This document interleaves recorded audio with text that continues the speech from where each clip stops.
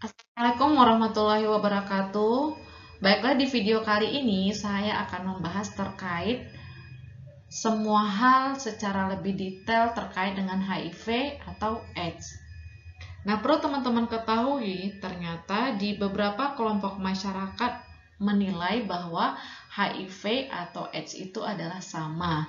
Padahal sebenarnya antara HIV dan AIDS itu terdapat perbedaan. Apa saja perbedaannya, apa saja gejala klinisnya, bagaimana mendiagnosanya, dan bagaimana perjalanan penyakit dari HIV menuju AIDS, itu akan kita bahas secara lebih detail pada video kali ini. Secara definisi, HIV itu adalah Human Immunodeficiency Virus. Artinya adalah virus yang menyerang sistem kekebalan tubuh, yang menyerang sistem leukosit, yang menyerang sel limfosit T. Nah, kemudian HIV itu adalah virusnya dan penyakitnya itu kita sebut dengan AIDS. Jadi beda ya, kalau HIV adalah virusnya, sementara AIDS itu adalah penyakitnya. AIDS itu disingkat dengan Acquired Immunodeficiency Syndrome, artinya semua kumpulan penyakit yang diakibatkan karena adanya penurunan dari sistem kekebalan tubuh. Seseorang yang mengalami infeksi HIV belum tentu dia mengalami atau didiagnosa dengan AIDS, karena AIDS itu adalah infeksi terparah akibat dari HIV. Jadi orang-orang yang didiagnosa HIV itu bisa diterapi supaya penyebaran dari HIV menuju AIDS itu dapat lebih diperlama. Nah, biasanya jika seseorang yang telah terinfeksi HIV tidak diobati, maka perkembangan penyakitnya menuju AIDS itu biasanya 5-10 tahun. Namun pada seseorang yang terinfeksi HIV diterapi lebih awal dengan antiretroviral, maka perjalanan penyakit menuju AIDS itu dapat lebih diperlama.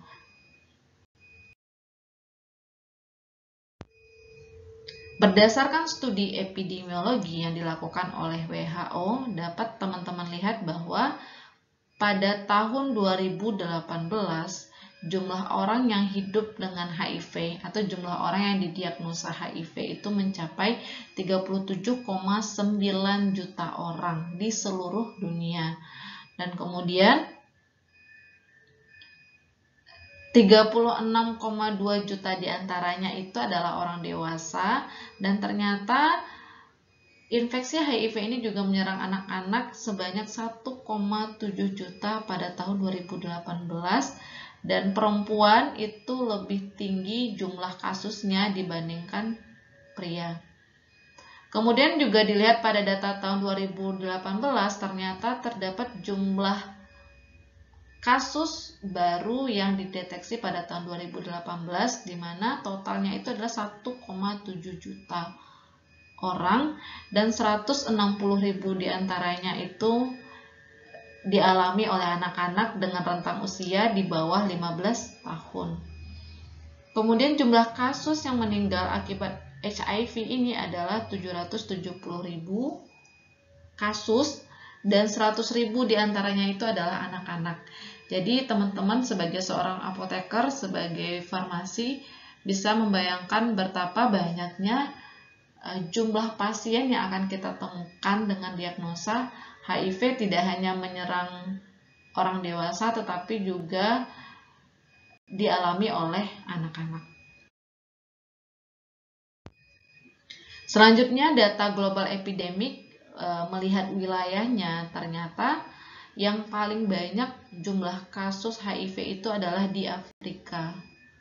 Kemudian yang kedua yaitu di Asia dengan jumlah kasus 3,8 juta. Kemudian Amerika 3,5 juta. Ada juga Western Pacific, kemudian Mediterania.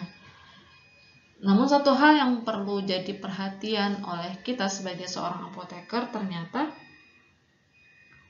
tidak semua pasien atau tidak semua orang yang telah didiagnosa terinfeksi HIV melakukan pengobatan atau melakukan treatment. Dari data WHO dapat dilihat bahwa di Afrika, dari 25,7 pasien yang didiagnosa HIV, ternyata hanya 16,3 juta yang mengalami perawatan yang menerima antiretroviral atau ART. Dan di Asia itu jumlah kasusnya adalah 3,8 juta, tetapi yang menerima antiretroviral hanya 2 juta. Artinya banyak juga orang-orang yang di luar sana yang tidak diterapi oleh antiretroviral, dan tentunya itu sangat mudah menyebarkan ke orang lain, dan tentunya akan semakin cepat perkembangan penyakitnya menuju AIDS. Kemudian kita lanjutkan terkait dengan gejala klinis. Gejala klinis pada HIV ini tergantung pada fase yang dialami oleh seseorang. Nah, teman-teman, untuk HIV itu dia punya 3 fase. Yang pertama kita sebut dengan infeksi HIV akut, yaitu fase pertama yang dialami ketika seseorang terinfeksi HIV. Biasanya muncul setelah 2-4 minggu infeksi HIV terjadi. Pada fase awal ini, penderita HIV akan mengalami gejala mirip flu, seperti sakit kepala, kelelahan, sariawan, radang tenggorokan, nyeri otot, ruam, kemudian ditemukan adanya bengkak di sekitar kelenjar getah bening. Nah, biasanya gejala ini atau keluhan ini bertahan sekitar 3-6 bulan. Selanjutnya akan masuk pada fase kedua yang kita sebut dengan istilahnya fase laten HIV. Pada fase ini, penderita HIV atau AIDS tidak menunjukkan tanda dan gejala yang khas, bahkan akan merasa sehat seperti tidak terinfeksi virus. Namun sebenarnya, virus HIV secara diam-diam berkembang biak dan menyerang sel darah putih atau sel limfosit yang mengandung sel CD4 yang berperan dalam melawan infeksi, dan tentu saja pasien pada fase ini dapat menularkan pada orang lain. Nah, di akhir fase kedua, ketika seseorang terinfeksi HIV, sel darah putihnya atau sel limfositnya berkurang secara drastis sehingga gejala infeksi yang lebih parah pun mulai muncul. Nah, biasanya pasien yang terinfeksi HIV akan dilakukan pemeriksaan lab untuk menghitung atau mengukur kadar sel CD4. Apakah itu sel CD4 akan saya bahas di slide-slide berikutnya. Kemudian pada fase ketiga, pada fase ketiga ini adalah fase yang paling parah pada pasien HIV yang kita sebut dengan kondisi AIDS. Nah, jadi teman-teman, AIDS itu sebenarnya adalah fase terparah dari seseorang yang mengalami infeksi HIV. Kalau boleh saya gambarkan, ketika seseorang terinfeksi HIV, dia belum tentu akan mengalami kondisi AIDS. Tetapi seseorang yang telah sampai pada tahap AIDS, berarti seseorang tersebut pasti terinfeksi HIV. Jadi disitulah terdapat perbedaan antara HIV dan AIDS. Kemudian pada fase ketiga ini atau fase seseorang disebut mengalami AIDS, merupakan fase terberat dari infeksi HIV. Pada fase ini, tubuh hampir kehilangan kemampuannya untuk melawan penyakit. Jadi kadar sel CD4-nya itu benar-benar di bawah kadar normal. Hal ini karena jumlah sel darah putih berada jauh di bawah normal, Tanda-tanda HIV/AIDS pada tahap ini antara lain berat badan menurun drastis, sering demam, mudah lelah, diare kronis, dan pembengkakan kelenjar getah bening. Dan juga disertai dengan infeksi oportunistik seperti TB, meningitis, dan banyak penyakit-penyakit infeksi lainnya yang diderita oleh pasien AIDS. Lalu pertanyaannya, kapan seseorang didiagnosa AIDS? Nah, seseorang didiagnosa AIDS apabila positif HIV dan memiliki satu atau lebih infeksi oportunistik. Lalu, apa sih sebenarnya infeksi oportunistik tadi? Dari tadi saya menyebutkan adanya infeksi oportunistik. Lalu, apa sih kira-kira yang dimaksud dengan infeksi oportunistik?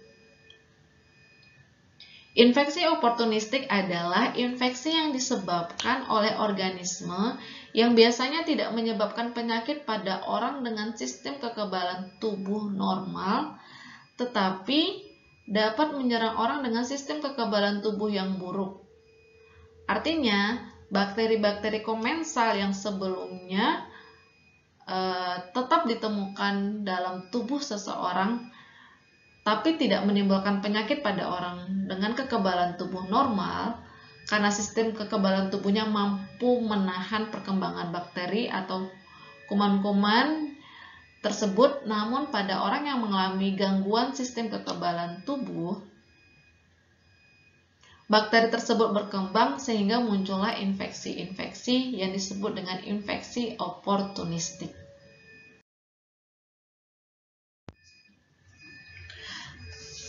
Berdasarkan grafik ini, teman-teman bisa lihat bahwa sel CD4 itu normalnya biasanya itu sekitar 500. Namun pada pasien HIV itu bisa kurang dari 500 dan kita bisa memprediksi apa kemungkinan infeksi yang terjadi berdasarkan kadar dari sel CD4 per mikroliter.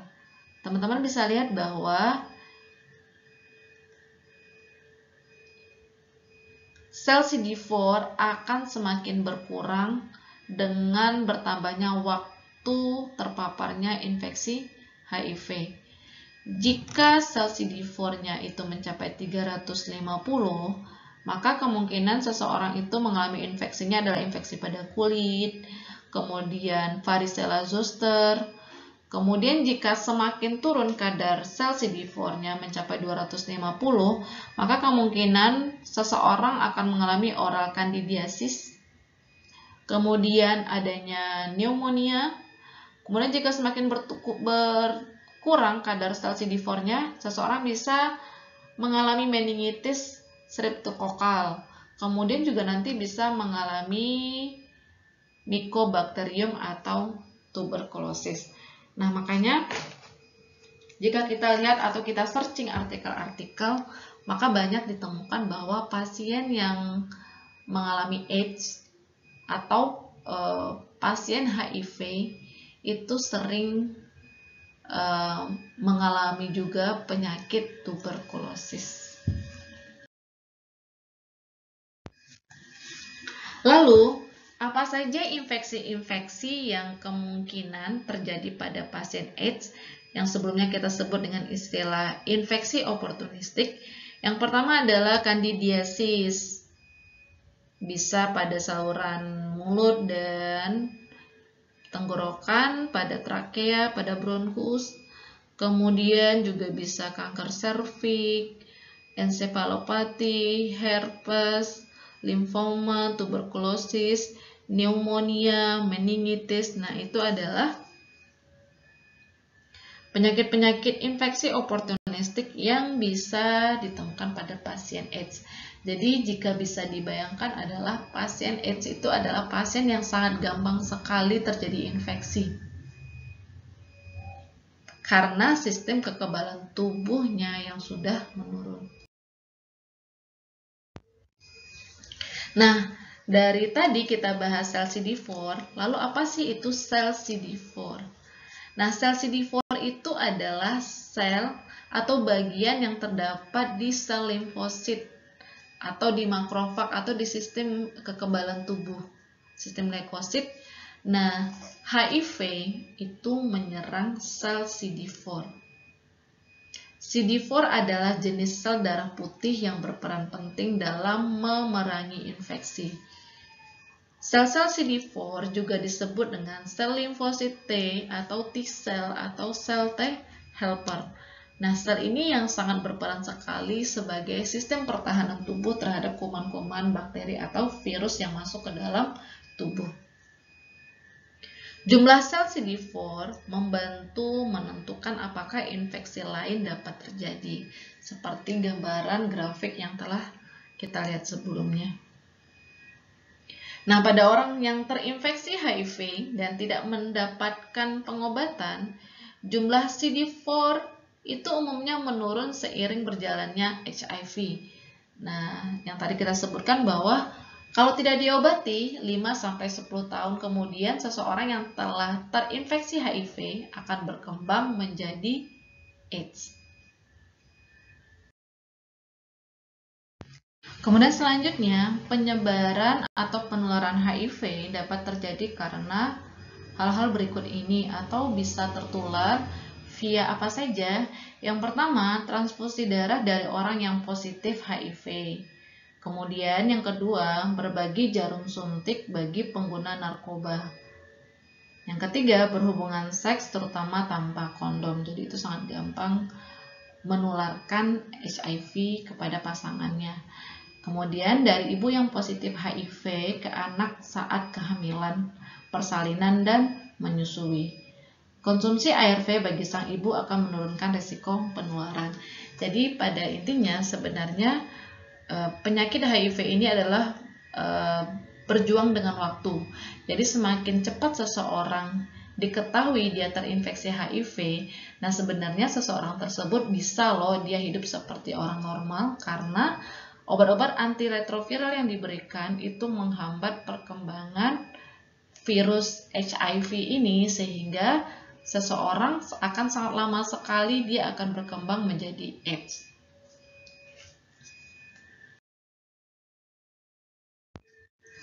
Kemudian apa patofisiologi sehingga seseorang itu bisa mengalami penurunan sistem kekebalan tubuh ketika dia terinfeksi oleh HIV.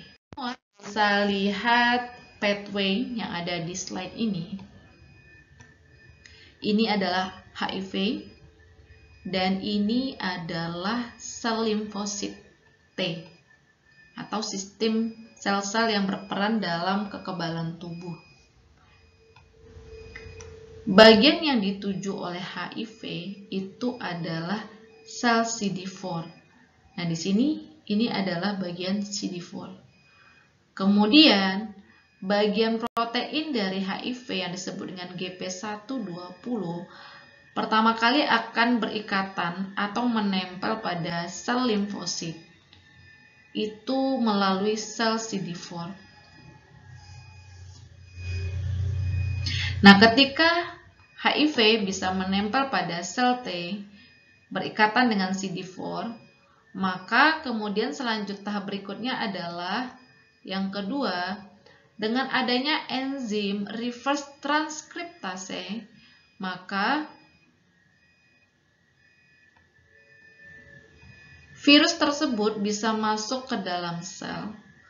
Kemudian dia akan terbentuklah DNA provirus. Tahap ketiga, kemudian DNA virus menuju ke inti sel dan berikatan dengan DNA sel limfosit. Lalu terbentuklah RNA virus baru dan protein. New viral RNA is used as genomic. Mulai terbentuk. Dan kemudian RNA virus baru dan protein dia menuju ke permukaan sel, namun dia masih belum matang. belum matang. Nah, supaya virus itu matang, maka dia butuh yang namanya protease, enzim protease. Nah, dengan adanya enzim protease ini, maka virus baru yang terbentuk akan menjadi matang dan dia bisa menyerang sel limfosit T yang lainnya. Jadi kalau bisa saya gambarkan adalah virus itu memperbanyak dirinya, dia butuh sel limfosit dan dia menempel melalui sel CD4. Kemudian setelah dia berkembang biak di dalam sel limfosit tersebut, kemudian setelah matang dia akan keluar dan mencari sel limfosit yang baru, dan sel limfosit yang sebelumnya itu akan hancur dan rusak. Jadi teman-teman bisa bayangkan virus HIV itu akan membuat sel limfosit seseorang itu menjadi rusak.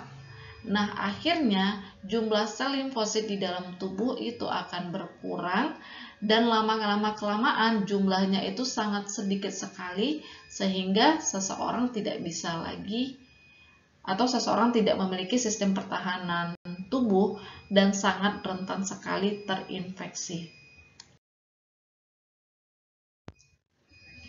Nah, kemudian apa sih treatmentnya atau pengobatannya? Nah, sampai saat ini sebenarnya vaksin untuk HIV itu belum ditemukan, namun ada obat antiretroviral yang fungsinya pun adalah memperlama atau menghambat perkembangan dari virus HIV sehingga perkembangan menuju AIDS itu sangat lama sekali atau bisa dihambat. Nah, jika seseorang hanya terinfeksi HIV belum berkembang menjadi AIDS, maka seyogyanya seseorang tersebut bisa loh hidup seperti orang normal karena kita ketahui bahwa pada fase laten itu seseorang bisa tidak merasakan keluhan infeksi apapun dan seseorang tersebut bisa mempunyai kualitas hidup yang sama seperti orang normal. Nah, pengobatannya itu yang pertama fusion inhibitor.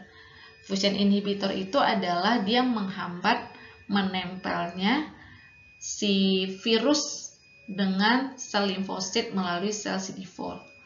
Kemudian nukleosida reverse transkriptase inhibitor. Nah, tadi kita ketahui bahwa enzim transkriptase itu diperlukan untuk bisa si virus masuk ke dalam sel dan dia terbentuk DNA provirus. Sama ya, non-nukleosida reverse transkriptase inhibitor. Dan yang terakhir obatnya adalah protease inhibitor. Menghambat enzim protease yang berfungsi untuk membuat sel virus baru yang belum matang menjadi matang karena adanya enzim protease. Berikut adalah gambaran lebih detail terkait dengan pilihan-pilihan terapi yang digunakan, farmakologi obatnya, dan gambar ini bersumber dari farmakoterapi di Piro. Nah, teman-teman bisa lihat bahwa ini adalah virus HIV, kemudian ini adalah sel host atau sel limfosit. Nah, obat-obat fusion and penetration blocker seperti enfuvirtide, chemokine antagonis itu mencegah supaya virus ini tidak bisa menempel pada sel host atau tidak bisa menempel dengan sel CD4 sehingga tidak bisa terjadi pembentukan sel virus HIV yang baru. Kemudian obat-obat abacavir, didanosin yang familiar ya untuk obat-obat HIV, lamivudin, stafudin, tenofovir, caparafin, delavirin, efavirenz adalah obat-obat yang bekerja menghambat enzim transkriptase reverse yang berfungsi untuk membolehkan si HIV atau virus ini masuk ke dalam sel dan membentuk DNA untuk virus. Nah, itu adalah kerja dari obat-obat tersebut yang menghambat enzim reverse transkriptase. Kemudian Di sini ada lagi yang namanya obat integrasi transcription and translation inhibitor. Nah, setelah obat terbentuk pro-DNA virus, maka dia akan berikatan dengan DNA sel dan nanti dia akan membentuk, akan terjadi translation sehingga terbentuklah virus baru. Virus baru, nah ini dihambat oleh obat-obat golongan integrasi inhibitor, antisense oligonucleotides. Nah, kemudian virus baru yang terbentuk itu akan menuju ke permukaan sel, namun dia belum matang. Nah, dia butuh enzim protease. Kemudian obat-obat golongan protease inhibitor adalah menghambat kerja dari enzim protease. Golongan obat ini contohnya adalah ritonavir, saquinavir, atazanavir. Nah, obat-obat ini juga merupakan obat yang sering digunakan untuk pasien HIV. Nah, teman-teman yang perlu diketahui bahwa pasien HIV ini jarang yang diberikan satu obat. Umumnya, pasien HIV mendapatkan antiretroviral itu 3 sampai 4 atau bahkan lebih karena tujuannya adalah benar-benar untuk mengoptimalkan kerja antiretroviral. Sehingga pasien-pasien HIV ini sangat gampang sekali terjadinya interaksi obat. Berikutlah yang dapat saya sampaikan semua hal berkaitan dengan HIV dan AIDS. Jika ada pertanyaan boleh dituliskan di kolom komen. Dan berikut adalah referensi yang saya citasi untuk materi hari ini. Semoga bermanfaat dan terima kasih. Assalamualaikum warahmatullahi wabarakatuh.